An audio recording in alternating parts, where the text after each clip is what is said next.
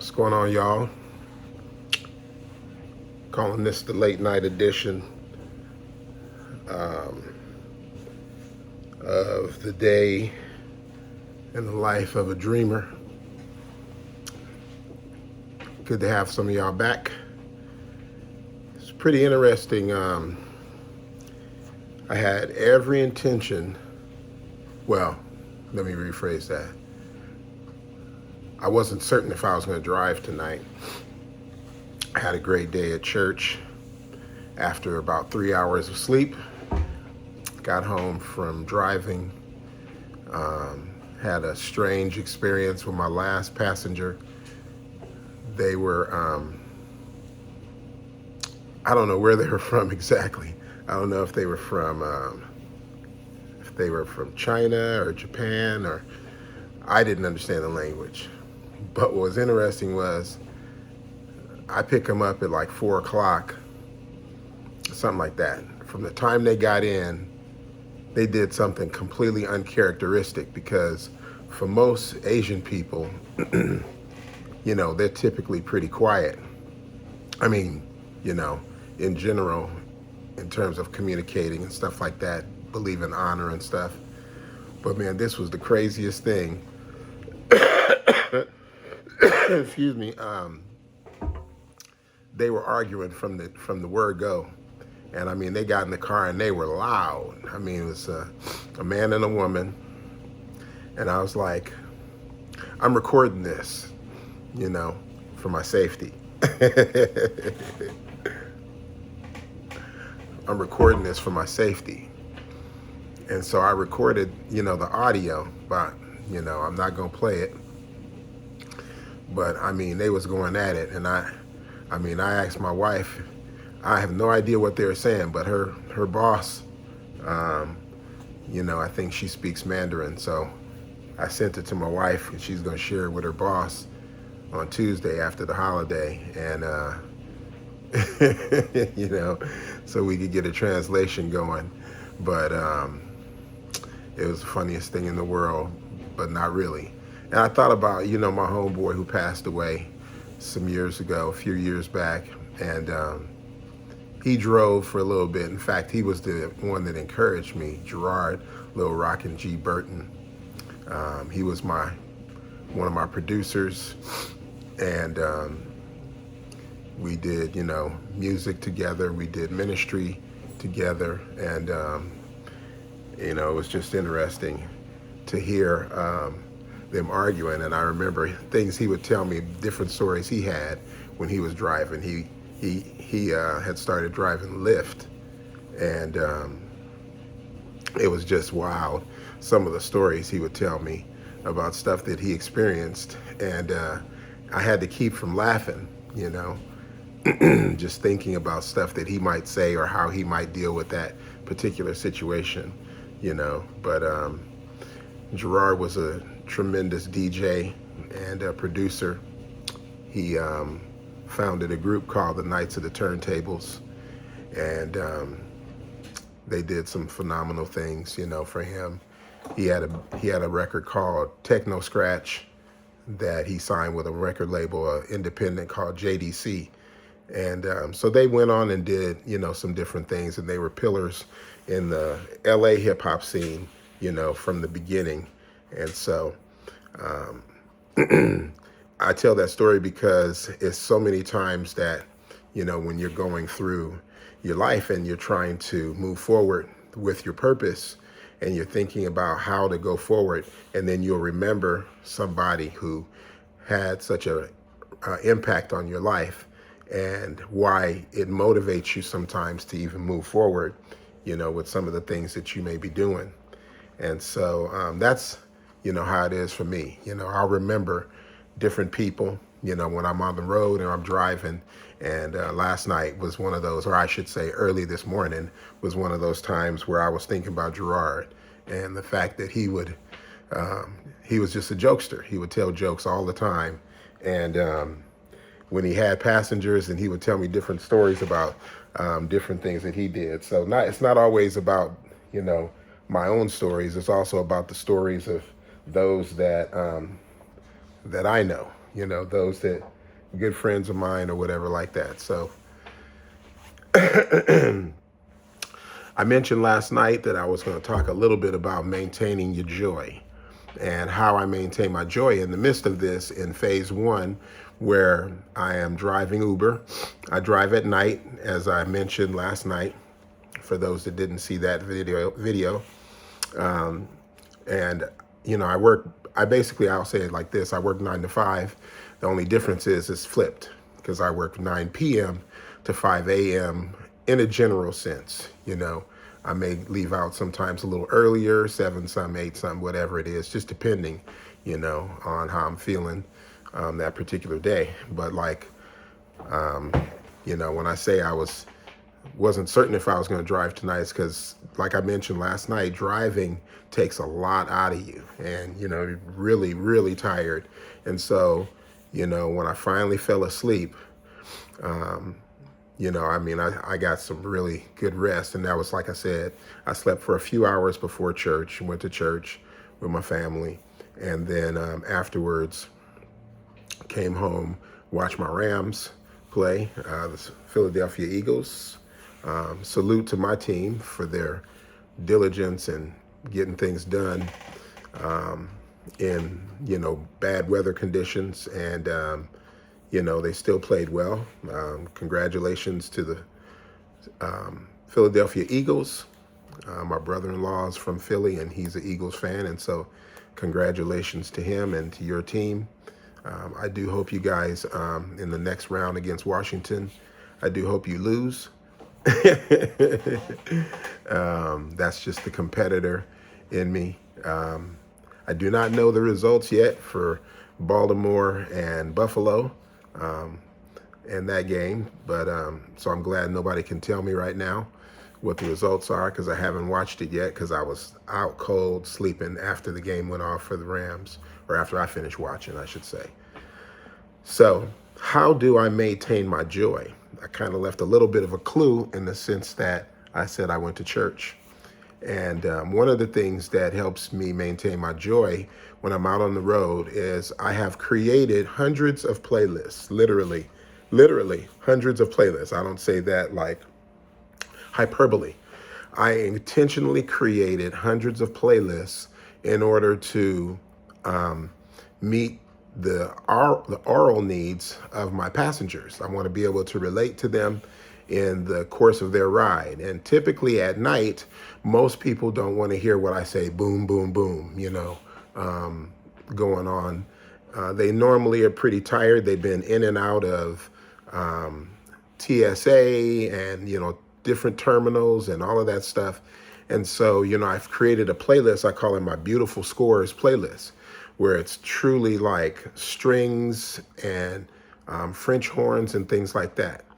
And it's designed to be able to relax people, give them the opportunity to unwind after finally arriving at their destination. They're in their Uber and they're headed to either home or to their destination or wherever they're going to.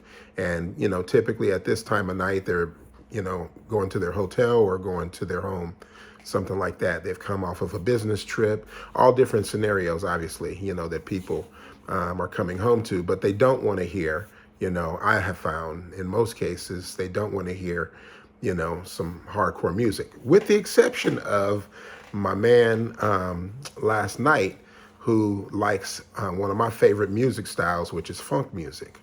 And so I was able to, play my Funktabulous playlist for him, because I asked him, he was listening to his headphones. And a lot of times when people get in the car, that's often a signal to say, I don't want to communicate with you. I don't want to talk.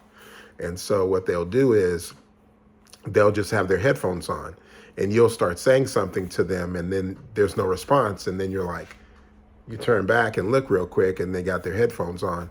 And so if it's something where I need to communicate something to them, then they'll normally, pull out their earplug and say, whatever. And so this young man in his 20s, and he was like, how old do you think I am? I looked back at him. I was like, oh, you're in your 20s. He was like, yeah. He was like, man, I just fell in love with this. And so I was picking him up after he got off from work. He works like a swing shift and he gets off, I think, at like 12:30, something like that, like 3:30 to 12:30. But excellent, young man, you know, but we love, both of us love funk music. And I said, well, when you say funk, what do you mean? You know? And so he was saying how he loves funk, like the original funk, music from the 70s, the 80s, and stuff like that. And so, because I heard, like, for example, Kendrick Lamar, he made a statement about, about funk in one of his songs from the album Damn. Um, um, and I'm like, that's not funk. You know what I mean? Like, whatever you're talking about, that's not funk. When I say funk, I'm talking Roger Troutman, Zapp, Roger, more bounce to the ounce, Grapevine, dance floor. That's what I'm talking about. And of course, I have that was my idol growing up, was Roger, listening. I mean, I fell in love with that music, with his music specifically, and the talk box and all of that. And it was an interesting thing that happened for me because not knowing why I was so in love with Roger, was music and Zapp. And we're talking like early years when I was a teenager, young teen, that I heard his music and fell in love with that music in the 80s. And years later, I never lost that passion. I had started doing music and writing and things like that. And right when I was about to quit or give up, doing music, I had this vision, dream of this song I created or a song idea. I was showering and then this song with this talk box in, I was like, God, I don't play no talk box, It's like, he's like, well, you didn't know how to play the keyboard either, so don't tell me what you're not going to do. So I was like, okay. So that night, my friend was renewing his wedding vows at our church, and he had asked me if I'd come and be like the MC for the repast or whatever, or not. I said repast, like a funeral. What I meant was the for the wedding party or whatever like that night, And so I said, okay, but I didn't know that his wife had also asked another one of our friends who was a gospel, had a gospel show, a radio show. And so we both were there, and I had thought, well, I don't really know anybody to really help me get going with this. And so, I had the desire to do music, felt the call of God to do music, to glorify him. I had originally been signed on a label in Compton years ago, and after some terrible events where I was shot at, I decided to give my life over to the Lord, and I wound up doing music to glorify God, but I didn't have the outlet to do certain things. So me and Gerard, I came home, I said, man, I believe God has called us to do this, led him to the Lord. He rededicated his life to the Lord. And then, but years later, when I said I was about to quit, I had that song in my head. So that night, I was telling my friend, and she's a lady, and I said, hey, would you be interested in mentoring me? Now, I grew up in a church, where you didn't, it's not proper for a man to be, mentored, necessarily engaging directly with a woman because, I'm married, and so that could be, a bad decision. And so, but I felt led to ask her. And so then she said, let me play something for you. And so she put a record on for everybody at the party. And I was like, man, what's this, what is that? Now, remember, I'd had a dream, where I had, heard this song with talkbox in it. And I was like, what is that? To her, when she played it, she said, that's Rufus Troutman, Roger's nephew. And I was like, you have no idea what you just finished saying to me, And so I said, well, I need to hear that. So I don't know if y'all can, let me see if I could play, a little bit of New Life. So I don't have the rights to Rufus's music, but this is New Life. So you hearing it, you can Shazam it. But this my brother. When I heard that Talkbox, I was like, now that's authentic Talkbox, because I knew Talkbox, you know what I mean? So I'm listening to this and I said, man, this brother right here, who is that? She said, well, that's Rufus Troutman Rogers' nephew. I said, oh, I got to hear this, you know what I mean? So she said, well, come to the station tomorrow and I'll give you a copy. And so she had said that she was about to, hook Rufus up with this guy named BBJ, who was a gospel artist who had came out. He was signed on Jive, which is a big hip hop label. So I thought that was pretty interesting, But she said, well, let me play this other version for you. And she played the radio version, but then she played this version that I was like, oh, that's that, And it's like,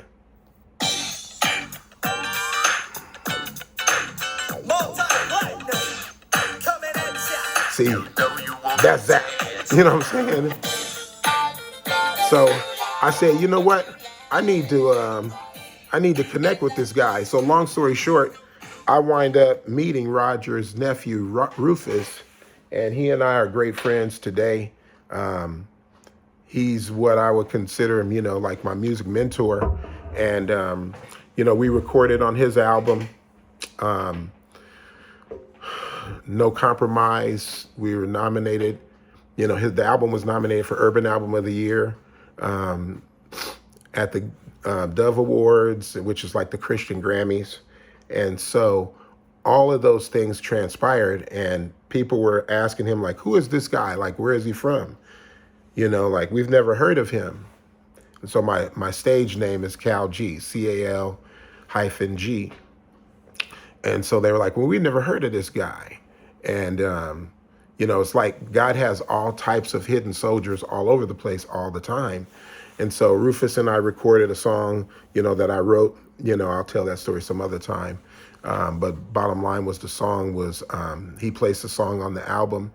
We recorded and then, had some good accolades, and we've been working ever since. And so why do I tell that story? How do I maintain my joy? Because it's similar to what Jesus said when he was talking about, I think it's in Romans, in Hebrews chapter 12, he talks about the joy that was set before him. He endured the cross, right? And so I said, how do I maintain my joy when I'm driving? I keep focused on my vision for what it is that I'm doing and why I'm doing it. Like, I'm not just an Uber driver. When people get in my car, they don't know why. Why do I do my very best when I'm driving? Because I'm not doing it as unto them. I'm doing it as unto the Lord. Colossians 3:23 says, do all things heartily as unto the Lord. And I learned that lesson years ago when I was getting ready to, I was working on another job that I just did not like. I was working for Enterprise Rent-A-Car. And it was like, man, these folks don't even know who I am. I'm doing this. But it was around that time that I met Rufus. And I qualified for a trip to the Bahamas, a cruise where I went on the trip where my friend had invited me to work for Enterprise. And so he was given the opportunity to go on that trip because of me. And then I did the same thing. I invited somebody. So on that trip, I was listening to a cassette tape of Roger and Zapp, back in those days, because I perceived God had hooked Rufus and I up. And so that's when I started writing. And then when we talked on the phone, I told him about that and then rapped for him. And then he changed his tune in terms of like saying he wasn't really working with anybody.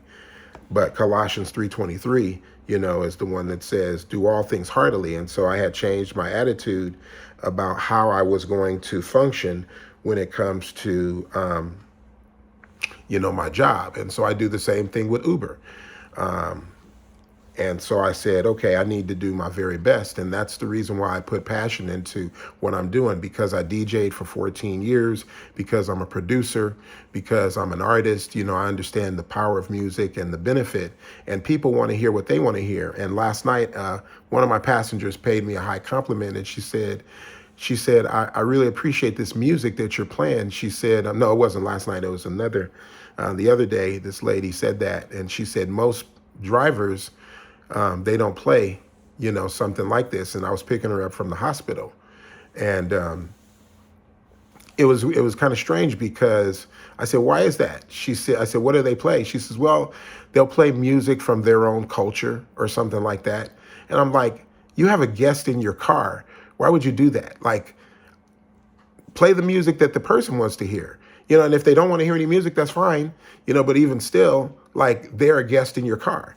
And so I said to her, I said, I explained to her my background, in music and DJing and all of that stuff. And then I said, I can listen to music whenever I want to in between rides. I mean, our ride was going to be 30 minutes, but the rest of that time on the way back to wherever I'm going, I can listen to whatever I want to listen to anytime.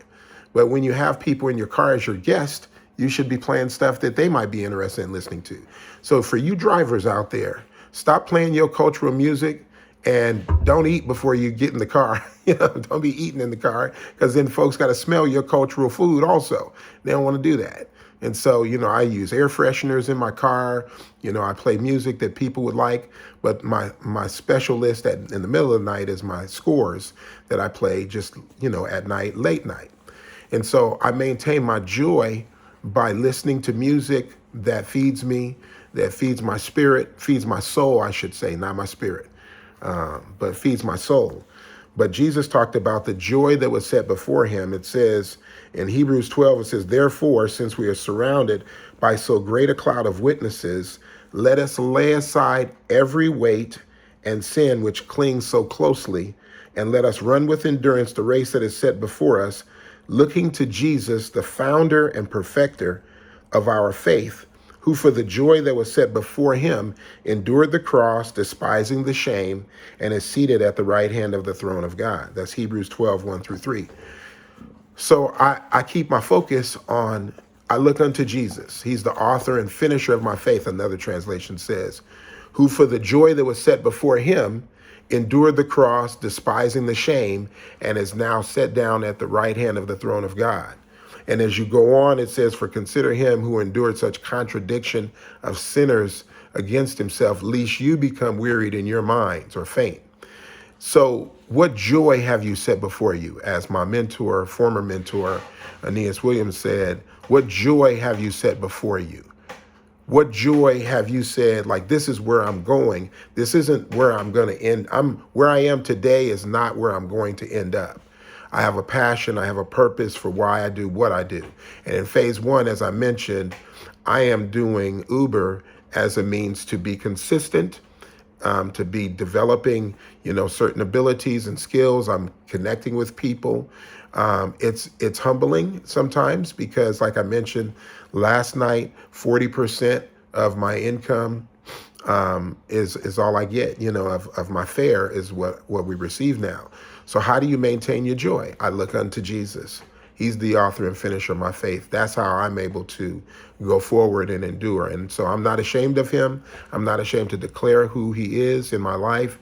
And like I said, going to church this morning, I decided to repent and make some decisions about trusting God. And it was like right in line with what I'm doing right now, doing these videos. And so